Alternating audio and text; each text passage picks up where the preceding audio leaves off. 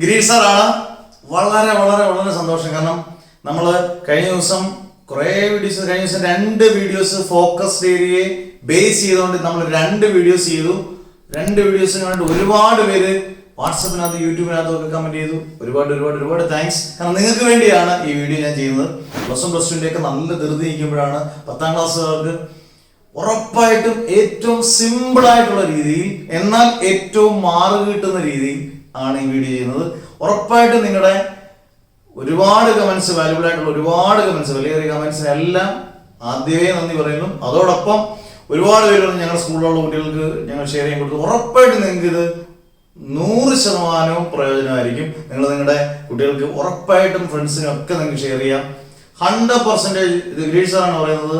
പരീക്ഷ കഴിയുമ്പം 100% പ്രയോജനപ്പെടുന്ന ഒരു ക്ലാസ്സുകളായിരിക്കും ഇനി അങ്ങോട്ട് നിങ്ങൾക്ക് എല്ലാം കിട്ടുന്നത്. എല്ലാ ചാപ്റ്ററും ഞാൻ എടുത്തു തരും. എല്ലാ ചാപ്റ്ററും ഞാൻ എടുത്തു തരും വിത്ത് പ്രീവിയസ് ക്വസ്റ്റ്യൻസ് ആൻഡ് ആൻസേഴ്സ് എല്ലാം. നമുക്കിങ്ങനെ ക്രീം പോലെ നമുക്ക് പഠിച്ചെടുക്കാം അടിപൊളിയായിട്ട്.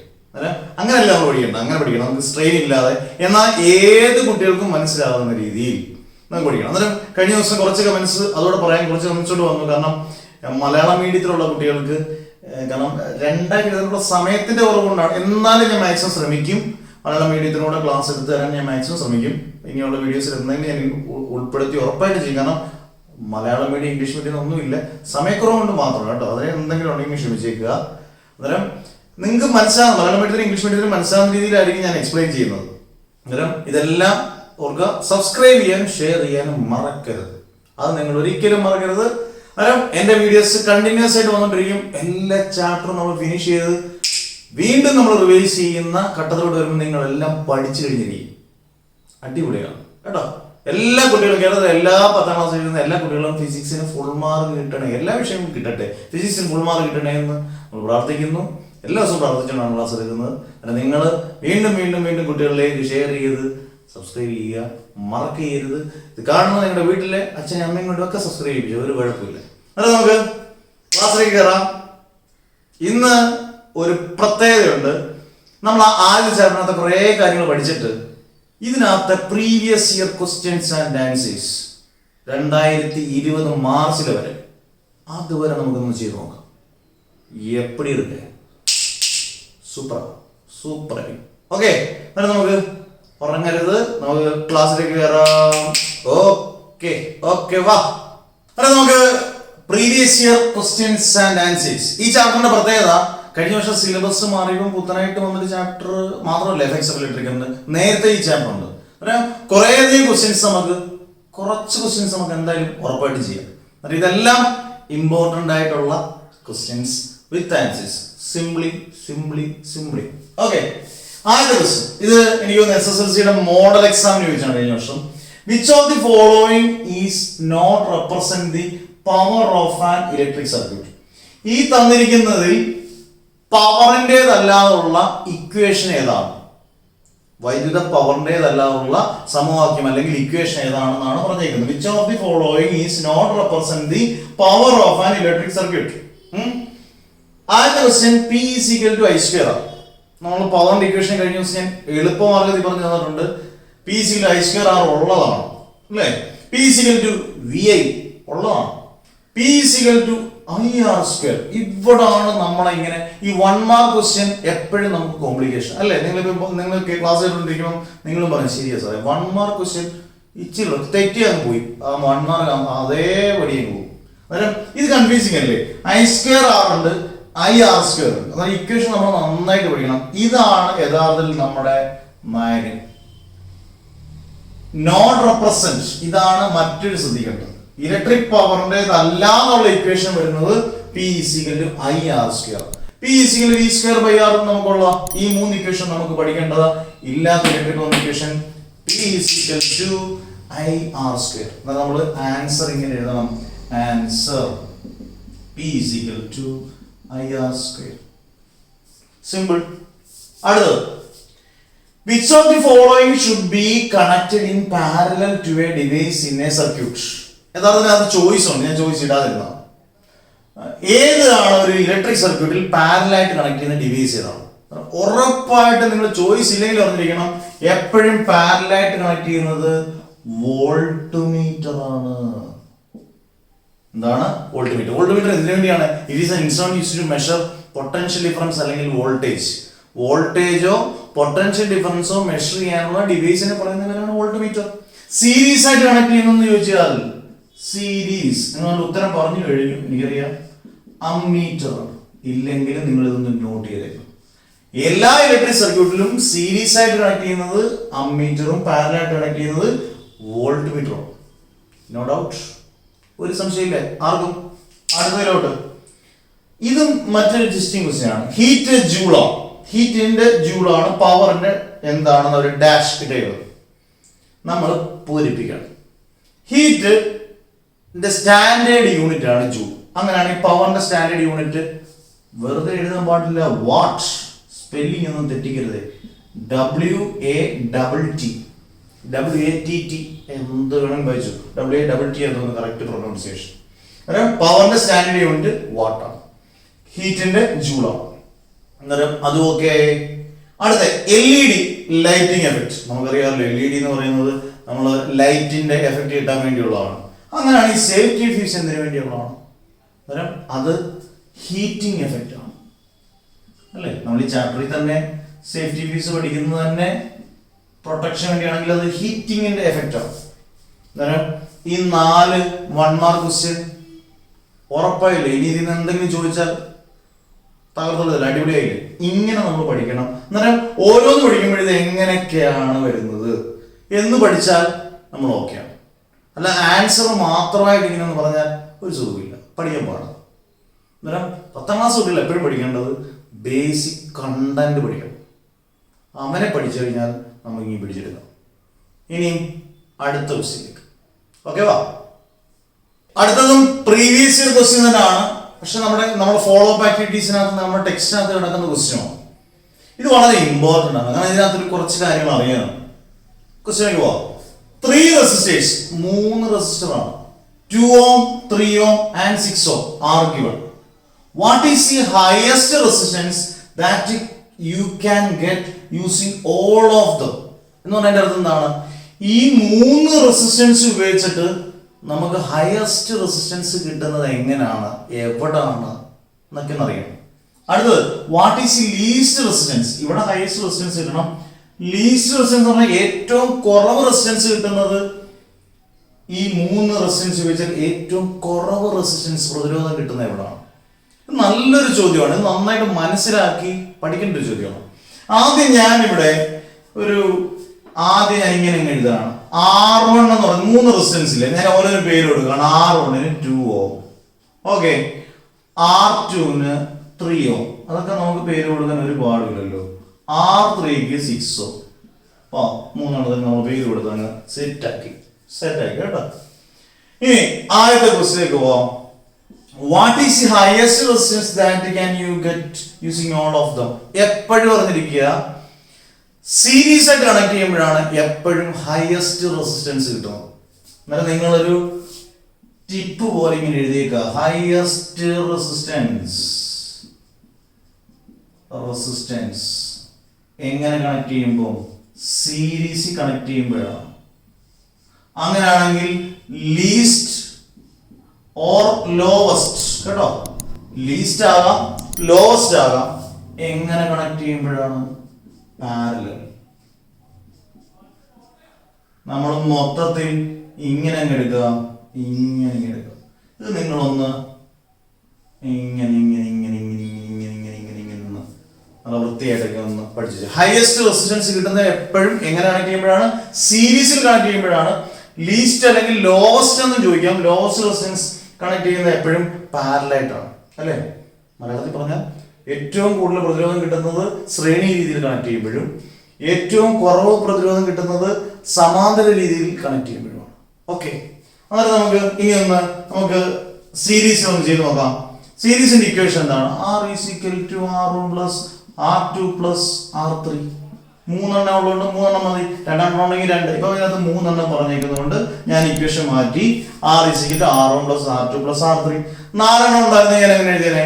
R is equal to R1 plus R2 plus R3 plus R4 എന്ന് എഴുതി. ഇവിടെ 3 എണ്ണേ ഉള്ളൂ. ഇനി 3 ഞാൻ വാല്യൂ കൊടുക്കുകയാണ്. 2 ohm പ്ലസ് 3 ഓം പ്ലസ് 6 ഓം അല്ലേ? R is equal to 2 plus 3, ഇത് ഓം കൊടുക്കണമെന്നില്ല, 2 plus 3 plus 6 എന്ന് പറഞ്ഞാൽ 2 plus 3 5, 5 plus 6 11 ഓം. 11 ഓം കിട്ടും. അന്നേരം ഇത് നമ്മൾ എങ്ങനെ കണക്ട് ചെയ്തപ്പോൾ സീരീസിൽ കണക്ട് ചെയ്തത്. ഇനി പാരലലായിട്ട് ഒന്ന് കണക്ട് ചെയ്ത് നോക്കാം. 1/r is equal to 1/r1 മൂന്നെണ്ണം 1/r2 plus 1/r3. ഓക്കെ വാ. ഇനി നമുക്ക് നോക്കാം, വാല്യൂസ് എടുക്കാം. 1/r is equal to 1/r1 1/2 plus 1/3 plus 1/6. അടിപൊളി അല്ലേ? 1/r is equal to ഇവിടെ നമുക്ക് 6 എൽസിയം ആയിട്ട് എടുത്താൽ നിങ്ങൾക്ക് എല്ലാ കുട്ടികൾക്കും അറിയാം. 6 എൽസിയം ആയിട്ട് എടുത്തു കഴിഞ്ഞാൽ മണ്ടയ്ക്ക് 3 plus 2 plus 1 എന്ന് വരും. എന്ന് പറഞ്ഞാൽ ഞാൻ ഇവിടോട്ട് അങ്ങ് എഴുതാം, സ്പേസ് ഇല്ലേ. അന്നേരം 1/r is equal to 3 plus 2 5 plus 1 6 6/6 എന്ന് പറഞ്ഞാൽ 6/6 എന്ന് പറഞ്ഞാൽ 1 ആണ് അല്ലേ? അത് എപ്പോഴും ശ്രദ്ധിക്കണം, 1/r ആണ് 1. അങ്ങനെയാണെങ്കിൽ r is equal to 1/1 എന്ന് പറയുന്നത് 1 തന്നെയാണ്. അത് 1 ആയതുകൊണ്ട് നിങ്ങൾ രക്ഷപ്പെട്ടു.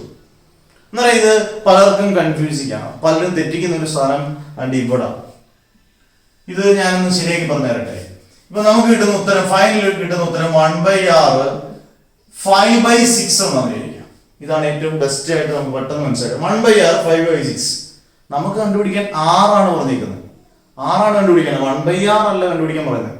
എന്നാലും നിങ്ങൾ എന്ത് ചെയ്യണം, 1/r 5/6 ആണെങ്കിൽ r/1 തിരിച്ചെഴുതണം. r/1 എന്ന് പറഞ്ഞാൽ ഇത് തിരിച്ചു വരും 6/5. r/1 എന്ന് പറഞ്ഞാൽ r ആണ്. r ഉത്തരം കിട്ടി.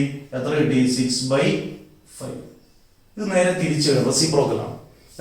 1/r 5/6 ആണെങ്കിൽ r എന്ന് പറയുന്നത് 6/5 വരും. r 1/r 1 ആയതുകൊണ്ട് നമ്മൾ 1/1 ഇട്ടാലും 1 കിട്ടുന്നതുകൊണ്ട് നമ്മൾ ഇവിടെ രക്ഷപ്പെട്ടാൻ പോയി. എന്നാൽ നിങ്ങൾ ആലോചിച്ചേ, ഇത് ചെയ്യുന്നത് എളുപ്പമായില്ലേ? അന്നേരം ഹയസ്റ്റ് റെസിസ്റ്റൻസ് എപ്പോഴും കിട്ടുന്നത് സീരീസ് ആയിട്ടും ലോവസ്റ്റ് റെസിസ്റ്റൻസ് എപ്പോഴും കിട്ടുന്നത് പാരലൽ ആയിട്ടായിരിക്കും. അന്നേരം അത് കണക്ട് ചെയ്യുന്ന മെത്തേഡും ഒക്കെ അടിപൊളിയായി. ഇതിനകത്ത് ഇനി ഒരു പലരും തെറ്റ് വരുത്തുന്ന SSLC എക്സാമിന് ഫിസിക്സിന് തെറ്റ് വരുന്ന ഒരു സാധനമാണ് ഈ റെസിപ്രോക്കൽ എഴുതുമ്പോൾ നമ്മൾ മിസ്റ്റേക്ക് വരും. അത് +2 ആണെങ്കിലും ബിടെക് ആയാലും എല്ലാം ചെറിയ ചെറിയ കാര്യങ്ങൾക്ക് നമ്മൾ മിസ്റ്റേക്ക് വരും. അതിന് വലിയ വില കൊടുക്കേണ്ടി വരും, അല്ലെ? പരിസ്ഥിതി പറയുന്ന പോലെ. എന്നാൽ നമുക്ക് അടുത്ത ക്വസ്റ്റ്യനിലേക്ക്, അടുത്ത പ്രീവിയസ് ക്വസ്റ്റ്യൻസ് ആൻഡ് ആൻസേഴ്സിൽ മാർച്ച് 2020 മറക്കാൻ പറ്റാത്ത നമ്മുടെ വർഷങ്ങളൊന്നും. ആ വർഷത്തിൽ ചോദിച്ച ക്വസ്റ്റ്യനാണ്. എനിക്കൊരു അധ്യാപകൻ എന്നുള്ള രീതിയിൽ എനിക്ക് തോന്നിയത് 10ാം ക്ലാസ്സിലെ കഴിഞ്ഞ വർഷത്തെ ഫിസിക്സ് അത്ര അങ്ങ് എളുപ്പമൊന്നും അല്ലായിരുന്നു. സാധാരണ എളുപ്പമായിട്ട് വരുന്നതാണ്, പക്ഷെ അത്ര എളുപ്പമല്ലായിരുന്നു കഴിഞ്ഞ വർഷത്തെ ക്വസ്റ്റ്യൻ. ഒരുപക്ഷെ കൊറോണയുടെ ഒക്കെ എഫക്റ്റ് ഉണ്ടായിരിക്കാം, നമുക്ക് പറയാൻ പറ്റില്ല. പക്ഷെ ക്വസ്റ്റ്യനിലെ ഒരു ഇച്ചിരി കട്ടി കൂടി എന്നെനിക്ക് തോന്നിയതാണ്, എല്ലാവർക്കും തോന്നിക്കാണും അല്ലേ? നമുക്ക് ക്വസ്റ്റ്യൻ ഉണ്ടോ? കഴിഞ്ഞ വർഷത്തെ 2020 ക്വസ്റ്റ്യൻ ആണ്. The following table is prepared for comparing the properties of resistance in different combinations. Rearrange the contents in each column to match them properly. ഇങ്ങനെ ക്വസ്റ്റ്യൻ കാണുമ്പോൾ തന്നെ അങ്ങ് തല കറങ്ങും നമുക്ക് ആകെ. അങ്ങനെ ഒരു കണ്ണിലൊക്കെ ഒരു മൂടാപ്പും ഒക്കെ അങ്ങ് വരും, വല്ലാത്തവർ. അങ്ങനെ വരരുത്.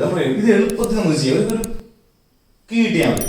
അന്നേരം ഈ സീരീസും പാരലലും ഡയഗ്രം കാണുമ്പോഴും ചിലർക്ക് ബോധക്കേട് വരും. ഇങ്ങനെ സീരീസും പാരലൊക്കെ ഞാനിത് ശരിക്കും വായിക്കുന്നില്ല, പക്ഷെ ഞാൻ എല്ലാം വായിച്ച് നല്ല വൃത്തിയിടരാൻ കുരുകുരാന്നായിരിക്കും ഞാൻ എഴുതിയിരിക്കുന്നത് കേട്ടോ. Connection diagram of the resistance ആദ്യത്തെ column, effective resistance of the circuit രണ്ടാമത്തെ കോളം, വോൾട്ടേജ് അക്രോസ് റെസിസ്റ്റർ മൂന്നാമത്തെ column, current through each resistor നാലാമത്തെ കോളം. ഇതിനകത്ത് സീരീസ് ആയിട്ട് കണക്ട് ചെയ്തിട്ടുണ്ട് 2 റെസിസ്റ്റർ 3 ഓമും 2 ഓം. ഇപ്പുറത്ത് ഡിക്രീസസ് എന്ന് കൊടുത്തിട്ടുണ്ട്, റെസിസ്റ്റൻസ് എഫക്റ്റീവ് റെസിസ്റ്റൻസിന്റെ അവിടെ ഡിക്രീസസ് എന്ന് കൊടുത്തിട്ടുണ്ട്, വോൾട്ടേജ് അക്രോസ് റെസിസ്റ്റർ സെയിം എന്ന് കൊടുത്തിട്ടുണ്ട്, current through each resistor same എന്ന് കൊടുത്തിട്ടുണ്ട്. അടുത്ത പാരലലായിട്ട് 3 ഓമും 2 ഓമും കണക്ട് ചെയ്തു. എഫക്റ്റീവ് റെസിസ്റ്റൻസ് ഇൻക്രീസസ് എന്ന് കൊടുത്തിട്ടുണ്ട്, വോൾട്ടേജ് അക്രോസ് റെസിസ്റ്റർ ഡിഫറന്റ് എന്ന് കൊടുത്തിട്ടുണ്ട്, current through each resistor different എന്ന് കൊടുത്തിട്ടുണ്ട്. ഇങ്ങനെ തന്നു കഴിഞ്ഞാൽ ഇതിന്റെ ആൻസർ എന്താണ്? ഇത് നിങ്ങളുടെ യഥാർത്ഥ ടെക്സ്റ്റ് ബുക്കിന്റെ അത് കിടക്കുന്നതാണ് കേട്ടോ, അത്രയും സീരിയസ് ആയിട്ട് പഠിക്കേണ്ടതാണെന്നാണ്. ഇതിന്റെ ആൻസർ ഞാൻ ഇപ്പുറത്തോട്ട് എഴുതിയിട്ടുണ്ട്. ആൻസർ നമ്മൾ അറിഞ്ഞിരിക്കേണ്ട കുറച്ച് കാര്യങ്ങളുണ്ട്. അപ്പം connection diagram of resistance, connection diagram of resistance ഇവിടെ 3 ഓം 2 ഇങ്ങനെ വേണം നമ്മൾ ആൻസർ എഴുതാൻ. അല്ലാതെ നമ്മൾ ഇതിനകത്തൊക്കെ തിരുത്തിയൊക്കെ ഒന്നും എഴുതരുത്. നല്ല വൃത്തിയായിട്ട് കോളം വരച്ച്, ഇങ്ങനെ വൃത്തിയായിട്ടല്ല, നിങ്ങൾ നല്ല വൃത്തിയായിട്ട് എഴുതണം. വായിക്കാൻ പറ്റണം അധ്യാപകർക്ക്. വൃത്തി എന്നുള്ളത് എങ്ങനെയാണ്, പലരുടെയും വേഷം പല രീതിയിലായിരിക്കും. പക്ഷെ നമുക്ക് അധ്യാപകർക്ക് വായിക്കാൻ പറ്റുന്ന രീതിയിൽ എഴുതുന്നതാണ് നമുക്ക് മാർക്ക് കിട്ടുന്നത്. ചിലരൊക്കെ ചുമ്മാ ഇങ്ങനെയൊക്കെ എഴുതും. ഉദാഹരണം ഫിസിക്സ് എന്ന് എഴുതുന്ന ഇങ്ങനെ എഴുതാം, ഫിസിക്സ് വായിക്കാം, വലിയ കുഴപ്പമില്ല. ഇങ്ങനെ എഴുതിയാലും വായിക്കാം. ചിലരിങ്ങനെ എഴുതും. ഇത് നമ്മളിലെ ഡോക്ടർമാര് നമുക്ക് പ്രിസ്ക്രിപ്ഷൻ എഴുതി തരുന്ന പോലെ മെഡിക്കൽ സ്റ്റോറിൽ വായിക്കത്തുള്ളൂ. മെഡിക്കൽ സ്റ്റോറിലല്ല നമ്മൾ പേപ്പർ നോക്കുന്നത്. അത് നമ്മൾ കാര്യമായിട്ട് അധ്യാപകൻ പറയുകയാണ്, ഇതൊന്നും ആരും വായിച്ചെടുക്കാനും പോകില്ല, ഇതെല്ലാം ഒപ്പിടുന്ന പോലെ ഇരിക്കും. നമ്മൾ തുറച്ച് നോക്കിക്കൊണ്ടിരിക്കും. അവിടെ നമുക്ക് മാർക്ക് കിട്ടത്തില്ല. കാരണം വായിക്കാവുന്ന രീതിയിൽ എഴുതണം. കാരണം നിങ്ങൾ നോക്കണേ, ഇതിപ്പോ ഞാൻ ഈ കുരുവരാന്നിരിക്കുന്ന ഇത്രയും എനിക്ക് സ്പേസ് ഇല്ലാത്തതുകൊണ്ട് കേട്ടോ, അല്ലെങ്കിൽ എൻ്റെ ഇത് വായിക്കാം, കുഴപ്പമില്ല. കണക്ഷൻ ഡയഗ്രാം ഓഫ് റെസിസ്റ്റൻസ് അത് 3 ഓം 2 ഓം. എഫക്റ്റീവ് റെസിസ്റ്റൻസ് എപ്പോഴും സീരീസ് കോമ്പിനേഷൻ ആണ്. അവിടെ മൂലമാണ് നമ്മൾ ശ്രദ്ധിക്കേണ്ടത്. സീരീസ് കോമ്പിനേഷൻ ആണെങ്കിൽ എഫക്റ്റീവ് റെസിസ്റ്റൻസ് എപ്പോഴും R1+R2 2 3 ആണെങ്കിൽ 2+3 കൂടത്തേ ഉള്ളൂ, കുറയോ ഇല്ല, ഇൻക്രീസസ് ആണ്. സീരീസ് കോമ്പിനേഷൻ ആണെങ്കിൽ തറപ്പിച്ച് പഠിക്കുക. അതിന്റെ എഫക്റ്റീവ് റെസിസ്റ്റൻസ് ഇൻക്രീസസ് ആണ്. വോൾട്ടേജ് എപ്പോഴും സീരീസ് കോമ്പിനേഷനിൽ ഡിഫറന്റ് ആയിരിക്കും, കറണ്ട് സെയിം ആയിരിക്കും. ഈ മൂന്നെണ്ണം നമുക്ക് ഓർത്ത് വെച്ചേക്കണം. Effective resistance increases, voltage different ആയിരിക്കും, current through each resistor same, current ഓരോ റെസിസ്റ്ററിലും സെയിം ആയിരിക്കും. എന്നാൽ പാരലൽ കണക്ട് ചെയ്താൽ 1/R is equal to 1/R1 + 1/R2. നമ്മൾ പഠിച്ചില്ലയോ, ലീസ്റ്റ് റെസിസ്റ്റൻസ് കിട്ടുന്ന എവിടെ, പാരലൽ കണക്ട് ചെയ്യുമ്പോഴാണ്. അന്നേരം effective resistance decreases, voltage across each resistor same, voltage ഓരോ റെസിസ്റ്ററിലും എന്തായിരിക്കും, സെയിം ആയിരിക്കും, parallel connection. Current through each resistor different. ഓരോ റെസിസ്റ്ററിലെയും പാരലൽ ആകുമ്പോൾ ഓരോ റെസിസ്റ്ററിലെയും എന്ത് ഡിഫറൻ്റ് ആയിരിക്കും, കറണ്ട് ഡിഫറൻ്റ് ആയിരിക്കും. I1 I2 I3 ഇങ്ങനെ എടുക്കാം. അന്നേരം ഇത് ഇമ്പോർട്ടൻ്റ് ആണ്.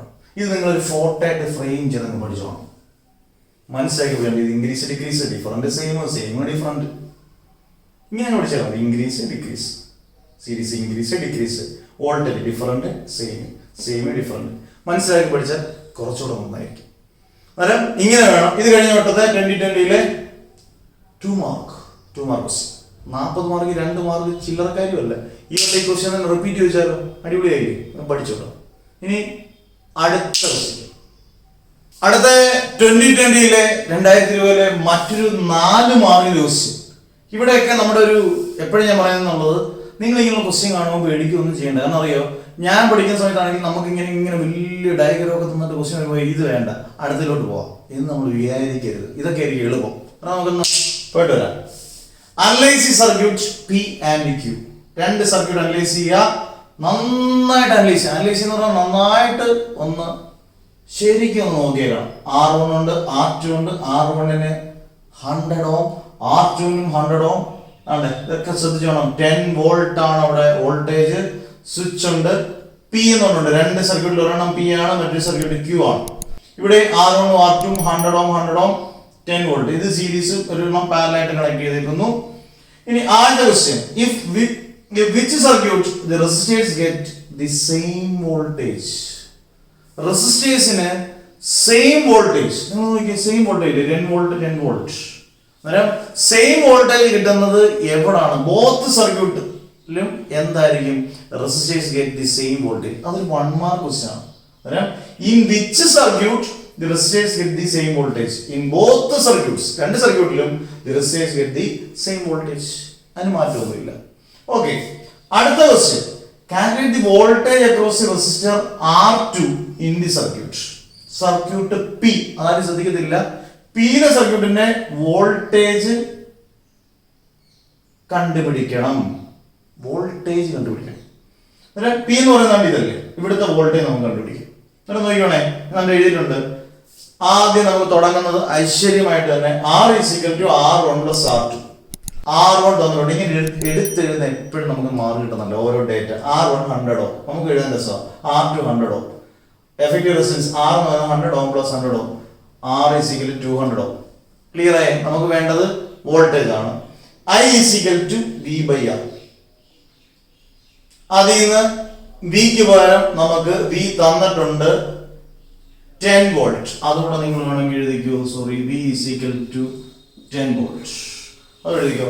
10 ബൈ ആർ എന്ന് പറയുന്ന എഫക്റ്റീവ് റെസിസ്റ്റൻസ് 200. ഒരു സീറോയും കിട്ടിയപ്പോൾ 1/20. കറണ്ടിന്റെ യൂണിറ്റ് എഴുതാൻ മറക്കരുത്. ആദ്യത്തെ വീഡിയോ മൂലം പറയുന്നതാണ്, മറക്കരുത് യൂണിറ്റ് എഴുതാൻ. 1/20 ആംപിയർ. ക്ലിയർ? ഇനി നമുക്ക് കണ്ടുപിടിക്കേണ്ടത് R2ന്റെ അവിടുത്തെ റെസിസ്റ്റൻസ് ആണ്. R2ന്റെ അവിടുത്തെ നമ്മളിപ്പം R1 അവിടുത്തെ ആയിരുന്നെങ്കിൽ V1 = I × R1 എന്ന് എഴുതിയാൽ, R2ന്റെ അവിടുത്തെ V2 = I × R2. I എന്ന് പറയുന്നത് നമ്മൾ ഇപ്പം കണ്ടുപിടിച്ചു 1/20 ഇൻറ്റു R2 എന്ന് പറയുന്നത് ഇവിടെ കിടക്കുന്നുണ്ട് 100. 1/20 × 100. നമുക്കൊരു 1/20 × 100 എന്ന് പറയുമ്പോൾ ഒരു സീറോയും ഇവിടെ 0 പോയി. 10/2 എന്ന് പറഞ്ഞാൽ 5 ആണ്. അന്നേരം V2 = ഐശ്വര്യമായിട്ട് നമുക്ക് ഉത്തരം കിട്ടി, അടിപൊളിയായിട്ട് കിട്ടി. V2 = 5 volt. ഇത് കഴിഞ്ഞ വട്ടത്തെ ക്വസ്റ്റ്യൻ ആണ്, 1 മാർക്ക് ക്വസ്റ്റ്യൻ ഇത്ര. ഇനി അടുത്തതിലോട്ട് പോകാം. C, if current due to the applied EMF is flowing through these two circuits for a time of 5 minutes. ഒന്നുകൂടെ വയ്ക്കാം, സ്പീഡ് ആയിപ്പോ അല്ലേ. If current due to the applied EMF is flowing through these two circuits, രണ്ട് സർക്യൂട്ടിലൂടെ പോകുന്ന current for a time of 5 minutes, 5 മിനിറ്റിലൂടെ, which circuit will produce more heat energy? ഈ രണ്ട് സർക്യൂട്ടിൽ ഏതിലൂടെ ആയിരിക്കും കൂടുതൽ ഹീറ്റ് എനർജി ഡെവലപ്പ് ചെയ്യും? ഉത്തരം Q ആണ്. കാരണം റീസൺ എഴുതുന്നുള്ളൂ. നമ്മൾ ചുമ്മാ പറഞ്ഞിട്ട് Q എന്ന് എഴുതി ഞങ്ങൾ പറ്റിച്ച് എന്ന് പറയാൻ പറ്റത്തില്ല.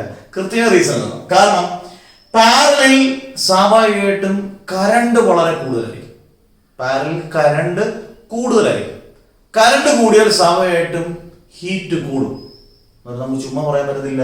ഏതാണ്ട് ഈ equation H = I² RT, joule നിയമം അല്ലെങ്കിൽ ജൂൾസ് ലോ.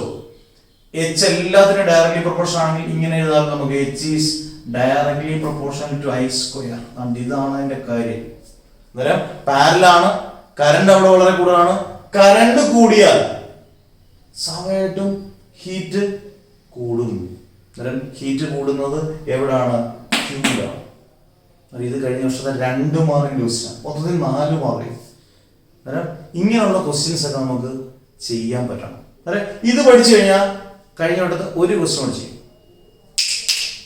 1-2 വട്ടം ഒന്ന് കേട്ട് നോക്കി എഴുതി കഴിയുമ്പോഴത്തേന് പ്രീവിയസ് ഇയർ ക്വസ്റ്റ്യൻ പേപ്പർ കഴിഞ്ഞ വട്ടത്തെയാണ് പുത്തനായിട്ട് വന്നത്. ഇത് നമ്മൾ നന്നായിട്ടൊക്കെ ചെയ്ത് പഠിച്ചു. ചിലപ്പോൾ ഇനി ഏതെങ്കിലും ക്വസ്റ്റ്യൻസ് റെപ്പറ്റീഷൻ ആയിട്ട് ഈ വർഷം ചോദിക്കാൻ മറക്കരുത്. ഷെയർ ചെയ്ത് എല്ലാവർക്കും കൊടുത്തേക്കണം.